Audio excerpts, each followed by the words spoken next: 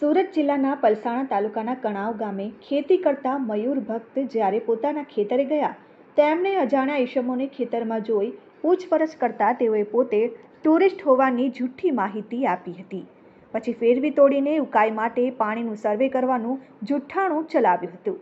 મયુરભાઈને શંકા જતાં એમણે એમનો વિડીયો બનાવવાનું ચાલુ કરતા મયુરભાઈને તુમ ક્યાં કર લોગે એવી વાહિયાત ભાષામાં વાત કરી ગભરાવવાનો પ્રયાસ કર્યો હતો, પરંતુ મયુરભાઈએ ગભરાયા વગર ત્યાંથી તરત જ સુરત જિલ્લા ખેડૂત સમાજના પ્રમુખ પરિમલ પટેલે ઘટનાની જાણકારી આપી સ્થળ પર બોલાવી લીધા।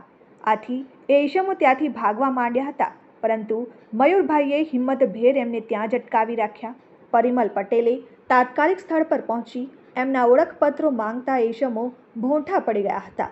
ત્યારબાદ તેઓએ સ્વીકાર્યું હતું કે અમો આરવી એસોસિએટના કર્મચારીએ છીએ અને પાલઘરથી ભૂસાવલ જનારી રેલવે લાઇન માટે સર્વે કરવા ખેતરમાં ઘૂસ્યા હતા।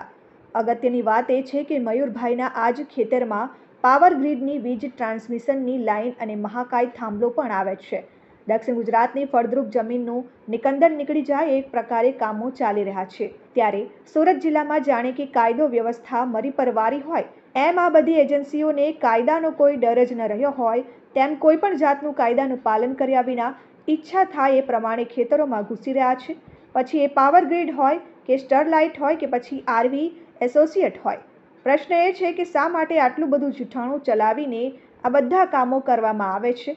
શા માટે ખેડૂતોને સાચી માહિતી આપવામાં આવતી નથી અને પ્રશાસન પણ કેમ આવા તત્વોને અંકુશમાં રાખવા માટે કોઈ પગલાં લેતું નથી? ખેતરમાં પ્રવેશ મેળવતા પહેલા ખેડૂતોનો સંપર્ક સુદ્ધા કરવામાં આવતો નથી અને ઉપરથી એમની સાથે ઉદ્ધત વર્તન કરવામાં આવે છે। જિલ્લામાં અરાજકતા ચરમસીમાઓ પહોંચી ગઈ છે, ત્યારે શું પ્રશાસન કોઈ મોટા આંદોલનની રાહ જોઈ રહ્યું છે? એ યક્ષ પ્રશ્ન ઉદ્ભવી રહ્યો છે। Jignesh Thakor, RN news, Palsana.